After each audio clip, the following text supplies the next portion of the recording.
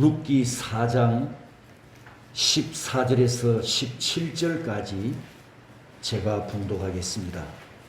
여인들이 나오미에게 이르되 찬송할지로다. 여호와께서 오늘 내게 기업 물을 자가 없게 하지 아니하셨도다. 이 아이의 이름이 이스라엘 중에 유명하게 되기를 원하노라. 이는 내 생명의 회복자이며 내 노년의 복량자라. 곧 너를 사랑하며 7 아들보다 귀한 내 며느리가 낳은 자로다 하니라. 나오미가 아기를 받아 품에 품고 그의 양육자가 되니 그의 이웃 여인들이 그에게 이름을 지어주되 나오미에게 아들이 태어났다 하여 그의 이름을 오벳이라 하였는데 그는 다윗의 아버지인 이새의 아버지였더라. 아멘. 지난 시간에 사사시대의 특징을 21장 25절 말씀에서 우리가 보았습니다. 다 같이 한번 읽어볼까요? 그때에 이스라엘에 왕이 없으므로 사람이 각각 자기의 소견에 옳은 대로 행하였더라. 사사시대가 왜 이렇게 되었느냐? 하나님의 역사하심을 정언하며 하나님의 권위 아래 겸손하게 순종하도록 인도하는 지도자가 없었기 때문에 각자 자신의 판단대로, 자신이 원하는 대로, 자신이 하고 싶은 대로 살아가다가 영적으로, 도덕적으로 400년 동안이나 암흑기를 보내야 했습니다. 하나님의 말씀으로 백성들을 가르치고 하나님의 말씀으로 자녀들을 인도하는 지도자가 없었던 결과 바로 사사시대 400년이었습니다. 우리가 지금 룻기 4장 마지막 부분 족보를 지금 생각하려고 하는데 하나님의 역사는 부모 세대와 자녀 세대 그리고 태어날 후손들까지 다 포함하는, 따라서 합니다, 공동체를 통해서 이루어 가십니다. 제가 룻기 강론이 끝나면 우리 중고등부 자녀들에게도 아주 재미가 있을 출애굽기 강론을 준비하고 있는데 출애굽기 시작은 공동체로 출발합니다. 우리말 성경에는 책 이름이 출애굽기여서 애굽에서 탈출하고 구원받는 것에 초점을 맞추고 있지만 이 출애굽기가 시작되는 출애굽기 1장 1절 첫 단어는 공동체입니다. 이 공동체라는 주제가 출애굽기 전체를 이끌어갑니다. 처음에는 70여 명의 공동체로 시작을 해서 나중에는 200만이 되는 이스라엘 민족 공동체로 확장되어 가지 않습니까? 그 이스라엘 민족 공동체가 신앙 공동체가 되고 신앙 공동체가 말씀 공동체가 되고 그 말씀 공동체가 여호와의 공동체가 됩니다. 그리고 이방 나라와 이방인들에게 유일하신 여호와를 경외하는 거룩한 나라로 가나안 땅에 우뚝 섭니다. 거룩한 민족으로 거룩한 제사장 나라로 이 가나안 땅에 서서 세상에 복의 근원이 되는 것이 출애굽기에 흐르는 전체 내용입니다. 성경시대의 성도들은 삼통사고를 갖고 있었다 그랬죠. 통전, 통서, 통합. 이 삼통사고를 갖고 있었기 때문에 부모 따로 자녀 따로 구분하는 것을 상상도 할 수 없었습니다. 자녀 세대가 부모 세대를 꼰대라고 한다든지 어른들이 예배를 드리는데 떠드는 아이들은 저리 물러거라 아이들을 내친다든지 아이들을 예배에서 제외시킨다든지 어린 아이들은 아이이기 때문에 예배 참여에 합당하지 않다든지 성경시대 성도들은 이런 생각을 상상도 못합니다. 왜냐? 공동체이기 때문입니다. 공동체, 한 몸, 요즘 말로 하면 원팀이기 때문입니다. 지난 시간에 어른들을 향하여 꼰대라고 표현하면 하나님의 형상대로 지음받은 부모와 어른들의 인격을 모독하는 범죄 행위가 된다고 말씀드렸습니다. 반대로 오늘은 반대로 어른들도 젊은이들과 아이들을 무시하거나 인격을 짓밟거나 아이이기 때문에 함부로 대해서는 안 됩니다. 에베소서에 우리가 잘 아는 말씀이 있죠. 에베소서 6장 4절에 아비들아 너희 자녀를 노엽게 하지 말고, 여기 노엽게라는 뜻은 성내게 하다, 경노하게 하다 이런 뜻입니다. 부모가 자녀들을 가르칠 때 군림하려는 권위와 폭력적인 교훈과 혹은 불합리한 요구로 자녀들에게 분노를 유발시킨다든지 절망하게 한다든지 원망하게 하는 것을 금하는 말씀입니다. 그래서 사도는 우리에게 말씀합니다. 자녀를 교육하고 양육할 때 따라서 합니다. 오직 어떻게 하라고요? 주의 교훈과 주의 훈계로 교육해라, 양육해라, 가르쳐라 이렇게 말씀하고 있습니다. 성도 여러분, 내 자녀 안에도 하나님의 형상이 있습니까? 어린 아기에게도 하나님의 형상이 있을까요? 태중에 있는 아기에게도 하나님의 형상이 있을까요? 태중에 있는 아기도 성령 충만함을 입습니다. 세례 요한. 그러므로 하나님 앞에서는 한 인간도 인격도 존재도 생명도 다 똑같습니다. 차별이 없습니다. 하나님의 구원과 하나님의 구속 역사는 이렇게 공동체를 통해서 이루어 가시는데 족보는 이 진리를 잘 나타내고 있습니다. 족보 이야기를 보십시오. 족보 사람과 사람 사이에 숨어있는 이야기. 한 생명이 태어났고 성장했다가 자녀를 낳고 때가 되어 세상을 떠나고 나면 자녀가 한 세대를 이끌고 가다가 어른이 되어 또 자녀를 낳고 부모처럼 그도 세상을 떠나고, 족보 이야기가 이런 거지 않습니까? 태어나고 살다가 죽고 태어나고 살다가 죽고 이걸 반복하는 것이 족보잖아요. 하나님의 구속 역사에 생생한 흔적이 남아있는 이 족보에는 아기와 어린이와 젊은이와 어른들과 노인 세대 모두가 하나님의 도구로 존귀하게 쓰임 받았음을 증거하고 있습니다. 룻기서의 중요한 주제 중에 하나가 이방인 구원을 위한 하나님의 플랜이 담겨 있다고 했습니다. 룻기가 짧은 넉장 85절이지만 이 룻기 속에 유월절, 초실절, 오순절이라고 하는 절기가 3개나 들어있고 한 인생의 태어남과 죽음 그리고 마지막 종말에 구원받는 스토리가 들어있고 유대인 구원과 이방인도 예수 그리스도 안으로 들어오면 구원받는다는 진리와 이방인을 향하여 복음이 확장되어 가는 복음의 역사도 들어있습니다. 그러므로 룻기서는 사사시대 한 가정사를 증거하기 위해서 기록된 책이 아니고 그 한 가정사를 통해서 전 인류를 구원하시는 하나님의 구원 플랜이 다 담겨있는 풍성한 책입니다. 역사의 알파와 오메가, 출생과 죽음, 유대인의 구원과 헬라인의 구원까지 이 룻기서 안에 다 담겨 있으니까 성경 66권을 압축했다 이렇게 표현을 해도 과언이 아닌 풍성한 책입니다. 따라서 이 룻기서에서 우리는 신약 성경을 연결할 수 있고 룻기서에 상징적으로 기록된 이야기로 신약에 있는 복음의 부활을 풍성하게 캐낼 수 있습니다.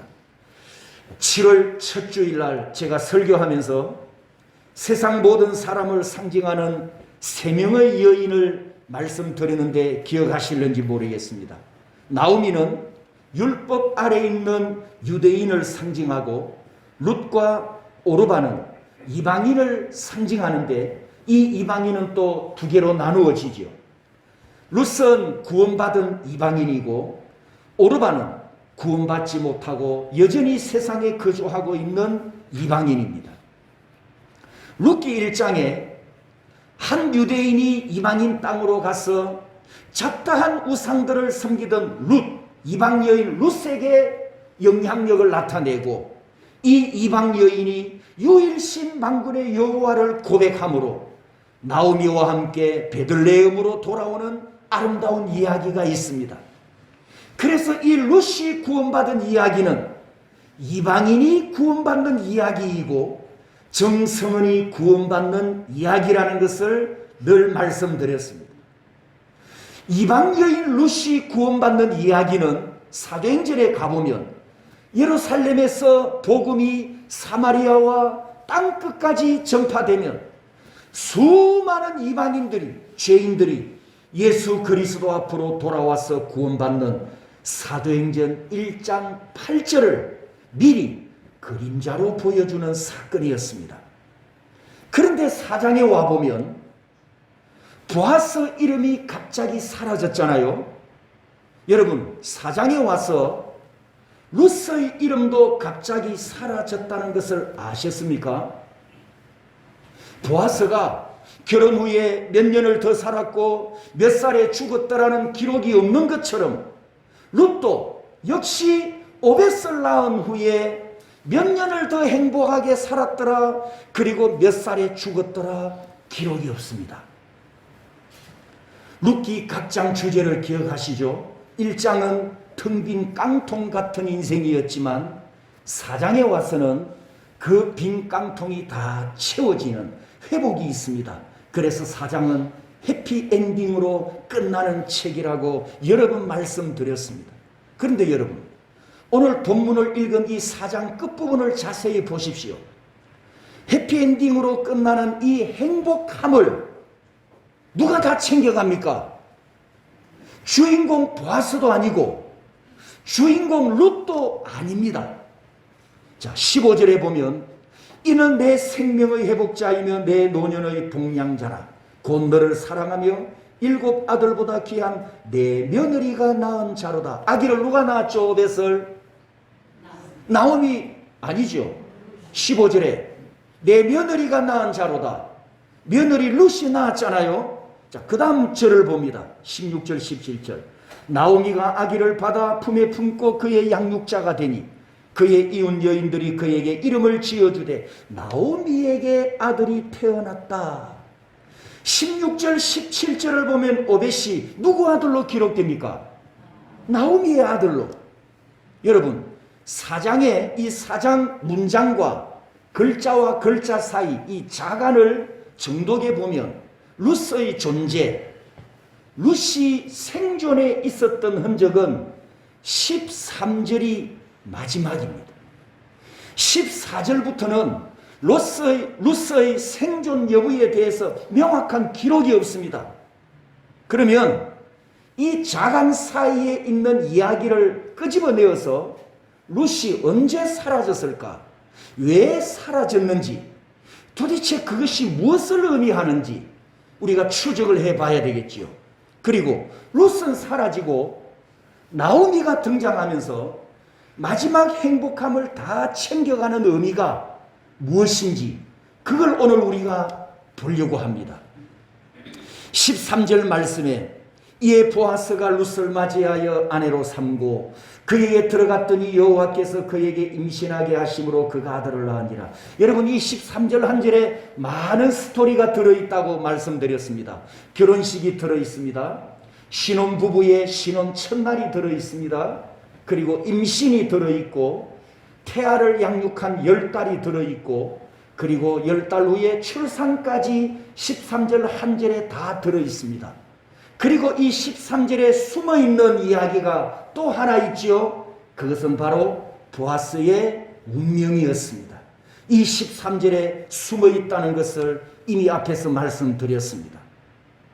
구약 성경에 기록된 고엘은 신분을 회복하고 기업을 회복하고 경제를 회복하는 피가 흐르는 의무인데, 진짜 고엘은, 완전한 고엘은 예수 그리스도께서 오셔서 십자가에서 대속의 피를 흘리심으로 죄에서, 사망에서, 지옥 멸망에서 나를 구원하여 자유케 하시듯이 보아스는 룻에게 고엘 의무를 다하기 위해서 자기 생명까지 희생했기 때문에 예수 그리스도를 모형하는 위대한 반열에 들어갔음을 말씀드렸습니다. 이렇게 위대한 신랑의 희생으로 고엘 의무가 완성되었고 가문을 이을 후사를 룻이 출산을 했다면 그 후로 해피엔딩할 자격이 룻에게 있잖아요. 룻이 행복을 누릴 자격이 있지 않습니까? 3장 10절에 보면 타작마당에서 보아스가 룻을 만났을 때 이런 말을 했습니다. 내가 젊은 자를 따르지 아니하였으니 젊은 여인 룻이 재혼하기 위해서 젊은 신랑감을 선택하지 않고 늙은 보아스를 선택한 것은 시아버지 엘리멜렉 가문을 회복시키기 위해서 자기 인생을 희생하는 아름다운 헌신이었습니다. 이 점을 보아스가 지금 칭찬하고 있는 겁니다. 그렇기 때문에 룻은 해피엔딩을 누릴 자격이 충분합니다. 그런데 성경에는 출산한 후에 생존 여부도 확인해 주지 않고 그 존재가 깜쪽같이 사라져 버립니다. 보아스가 신혼 첫날 고엘 의무를 다하고 사망했던 것처럼 룻이 말입니다. 룻이 혹시 오벳을 사산한 건 아닐까요? 사산이라 그러면 죽은 아기를 낳았다는 뜻이 됩니까? 아기를 낳다가 산모가 죽는 걸 뭐라고 하죠? 바꾸겠습니다. 사산이 아니고 오벳을 낳다가 룻이 사망한 건 아닐까요? 13절 14절 자간을 보면 오벳을 출산하는 것이 배를 이을 후사를 낳는 거니까 룻이 자기 의무를 다한 거잖아요. 10달 동안 그 아기를 잉태했다가 출산을 했으니까 자기 의무를 다했기 때문에 하나님께서 사명을 완수한 이 룻을 보아스처럼 불러가신 건 아닐까요? 룻이 해피엔딩 했다는 이야기로 룻기스가 끝이 나야 하는데 왜 나오미가 마지막에 등장하면서 모든 행복을 다 챙겨갈까요? 보아스가 고엘 의무를 이행할 때 그 보아스 옆자리에 나오미가 앉을 자격이 있습니다. 가까운 친족이었기 때문에. 그런데 이 나오미는 자기 자리를 젊은 며느리에게 양보했었단 말입니다. 그랬는데 다시 뒤집기 하듯이 룻은 사라지고 나오미가 등장합니다. 만일 룻이 오벳을 죽어가는 중에 낳았다면 이건 너무나 큰 슬픈 이야기이고 해피엔딩이라 할 수가 없습니다. 룻의 운명이 오벳을 낳다가 세상을 떠났다면 이건 불행한 이야기이고 좀 심하게 표현해 본다면 좀 잔인하지 않습니까? 하지만 성경에는 잔인함에 대한 어떤 표현도 없습니다. 도대체 역사의 주인이시며 성경의 원저자이신 하나님의 의도가 무엇일까요? 오순절 절기로 한번 돌아가 보겠습니다. 룻기 4장은 6월절부터 시작된 50일째 되는 절기 오순절을 다 끝낸 후 시간입니다. 4장은.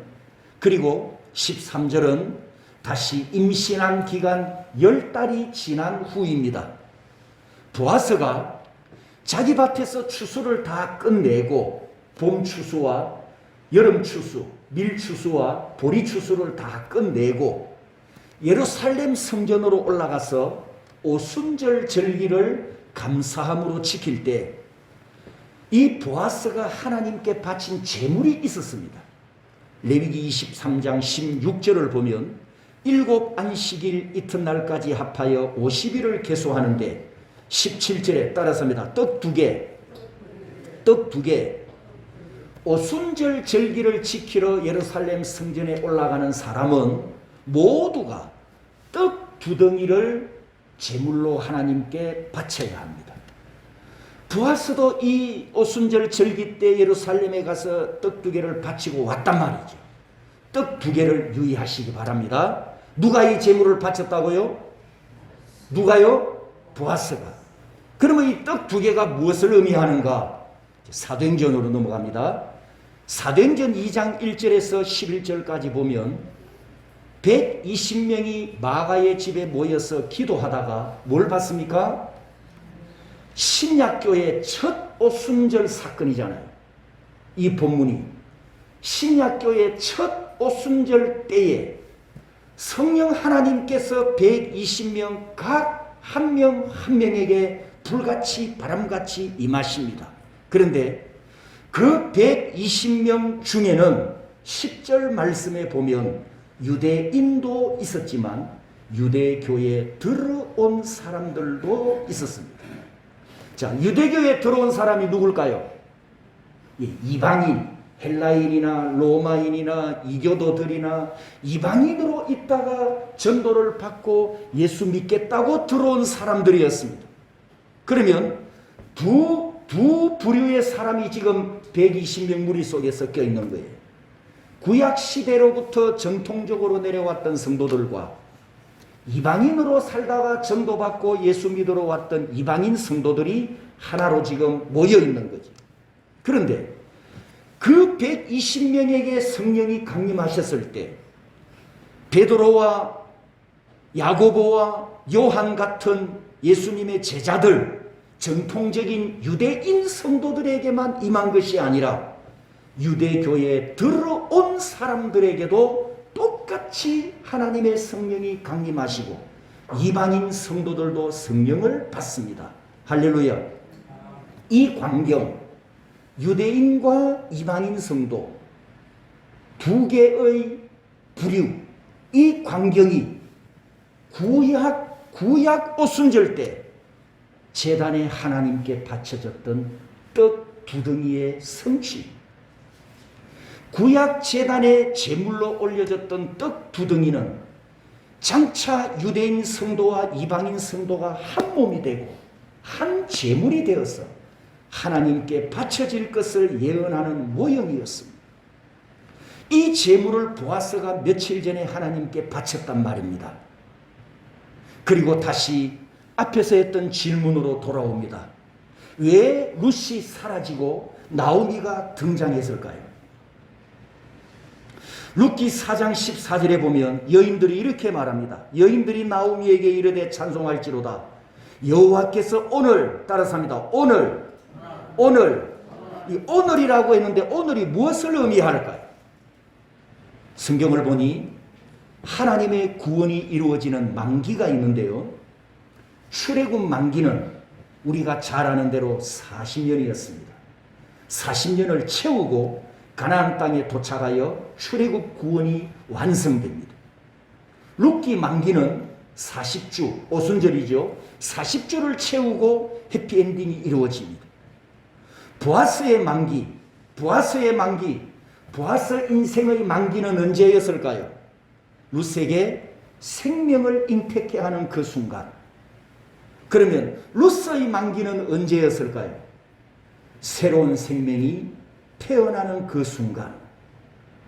정성원의 만기는 언제일까요? 죽는 날. 그래서 우리 그리스도인들에게는 무슨 사망이라고요? 따라서 합니다. 축사망. 왜? 천국 가니까. 믿습니까? 나에게 하나님의 구원이 이루어지는 만기는 내가 죽는 날이에요. 그 전에 주님이 오시면 더 좋고. 그렇다면 이제 마지막 신약 교회의 만기는 언제일까요? 하나님의 구원이 이루어지는 신약 교회의 만기. 로마서로 넘어갑니다. 로마서 11장 25절에 형제들아 너희가 스스로 지혜 있다 하면서 이 신비를 너희가 모르기를 내가 원하지 아니하노니 이 신비는 신비라고 했습니다. 이 신비는 이방인의 충만한 수가 들어오기까지 이스라엘의 들어는 우둔하게 된 것이라. 신약 교회가 구원받는 만기는 마지막 이방인이 예수 믿는 그날입니다. 그 마지막 예수 믿을 이방인이 어느 나라 어느 사람인지 우리는 몰라요. 그리고 그 날이 언제일지 우리는 모릅니다. 누구는 아십니까? 하나님만 아십니다. 그 순간이 올 때까지 이 복음은 사도행전 1장 8절 말씀처럼 예루살렘과 유다와 사마리아와 땅끝까지 계속해서 복음은 증거되다가 마지막 이방인 성도가 구원받으면 신약교회 문은 닫힌단 말이에요. 이 신약교회 만기가 룻기서의 루스의 부재와 같은 의미를 갖고 있습니다. 룻이 사라지고 나오미가 등장했는데 신약교회 끝에는 이것이 무엇을 의미하느냐?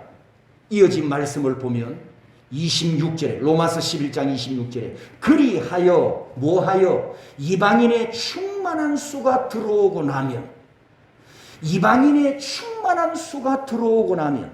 그리하여 따라서 합니다. 온 이스라엘이 구원을 받으리라. 신약교회의 만기는 구약교회 구원의 시작입니다. 이방인 개종자 룻이 사라져야 나오미 인생이 회복되는 거예요. 신약교회 만기가 와야 구약시대 교회가 구원이 시작됩니다. 이것이 하나님 구원의 만기, 하나님 구원의 플랜이었어요.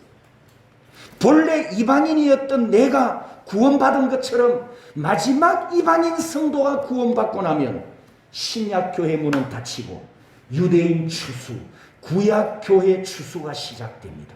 룻을 하나님께서 데려가시고 나오미가 해피엔딩하는 것은 바로 이 진리를 예언하고 있습니다. 성도 여러분, 다시 우리가 보아스와 룻의 결혼식 광경으로 한번 가보겠습니다. 보아스와 룻이 결혼을 했지만 피로연도 가지지 못했죠. 그리고 신혼여행도 떠나지 못했습니다. 신부 룻이 결혼식을 마친 후에 사랑하는 신랑과 친밀한 시간도 가지지를 못하고 데이트도 못 해봤습니다. 더 길게 살면서 알콩달콩한 행복한 시간을 보냈어야 했는데 신부 룻은 땅에서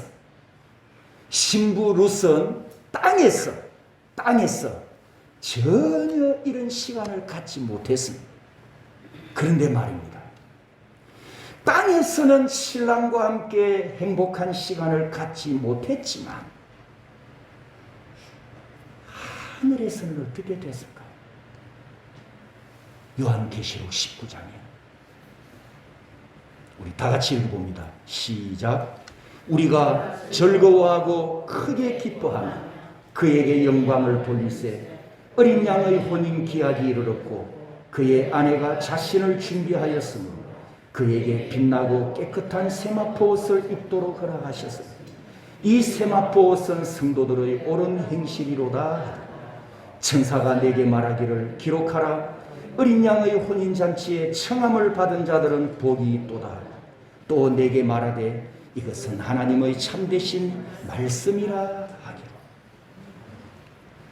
결혼한 첫날 운명이 끝난 보아스도 천국에서는 신부가 되었어.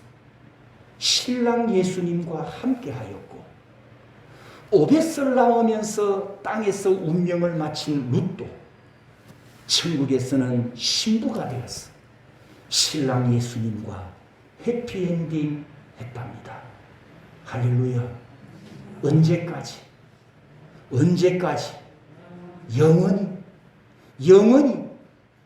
영원히 해피엔딩 하고 있습니다. 오늘도 지금 이 순간에도 영원히 예수님의 아름다운 신부로 신랑 예수님과 살고 있답니다. 할렐루야. 룻이 결혼을 하고 임신을 했을 때 아마 룻을 비웃고 조롱하는 사람이 있었다면 이렇게 조롱했을 겁니다. 이방 여인이 베들레헴에 들어와서 지 주제도 모르고 감히 베들레헴에서 가장 유력한 상남자에게 첨언을 하다니 이렇게 조롱할 수 있잖아요. 상황이 말입니다. 또 젊은 여인이 왜 늙은 남자에게 시집을 가려고 했을까? 뭐가 탐났을까요?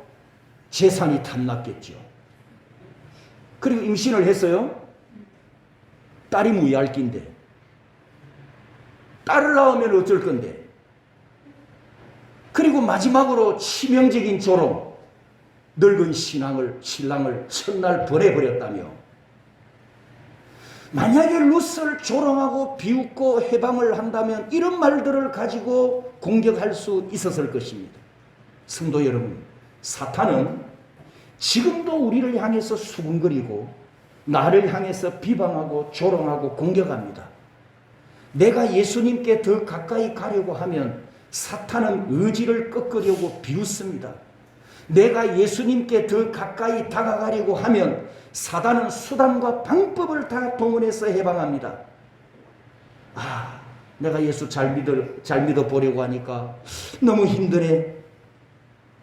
내가 열심을 좀 내보려고 하니까 나는 아무래도 부족해. 안 돼. 힘들 것 같아. 내 믿음이 성장하려면 포기해야 될 것이 있는데, 하지만 내가 너무 원하기 때문에 포기할 수가 없어. 네가 예수 잘 믿을 자격이나 있냐? 의지를 꺾죠. 넌 아직 젊었잖아. 나중에 열심을 내도 되니까 지금은 더 바쁘게 살아. 바쁘다는 핑계를 대봐. 지금은 바쁘게 살아야 하는 시대이고 바쁘게 살아야 하는 세상이니까 바쁘게 살아야지. 변명하고 정당화할 이유를 사단이 제공해 줍니다.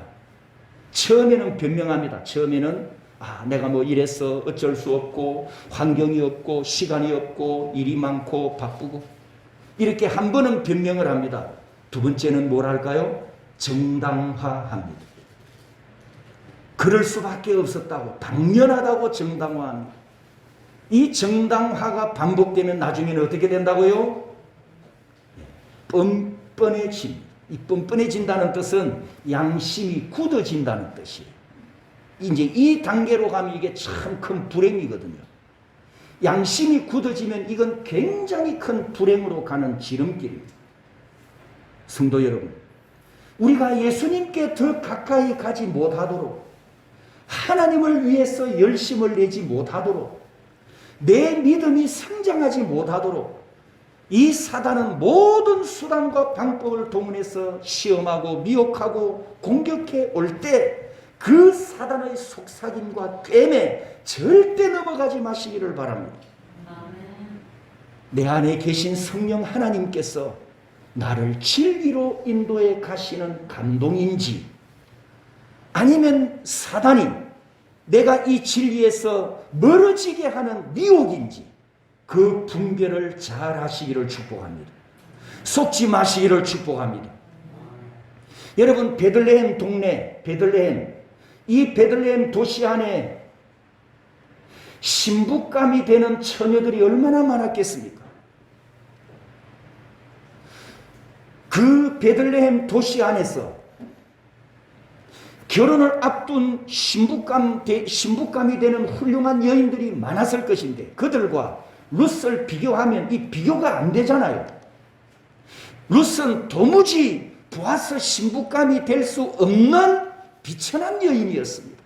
하지만 이 모든 비난과 조롱과 비웃음을 극복한 룻은 마태복음 1장 5절에 당당히 예수님의 족보에 이름이 올라가고, 룻기 4장 21절에 10명의 족보에도 그녀 이름이 보아스와 함께 당당히 올라갔습니다.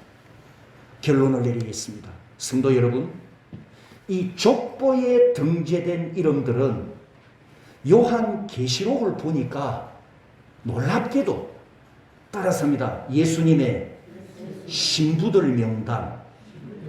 할렐루야. 족보에, 성경 족보에 기록된 이름들은 요한계시록에 가보니까 전부 예수님의 신부들 명단이었어요. 구약시대에는 예수님이 오시는 길을 혈통으로 준비하는 도구였지만, 그 이름들이 요한계시록으로 가면 전부 예수님의 신부들이었습니다. 마태복음 1장과 누가복음 3장 족보를 기록하고 더 이상 성경의 족보는 없다고 말씀드렸습니다. 그 대신 어떤 기록이 있느냐?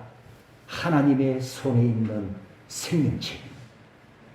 예수님이 오시기 전까지는 족보를 기록했지만 예수님이 오시고 난 후에는 생명책으로 이름이 옮겨갔습니다.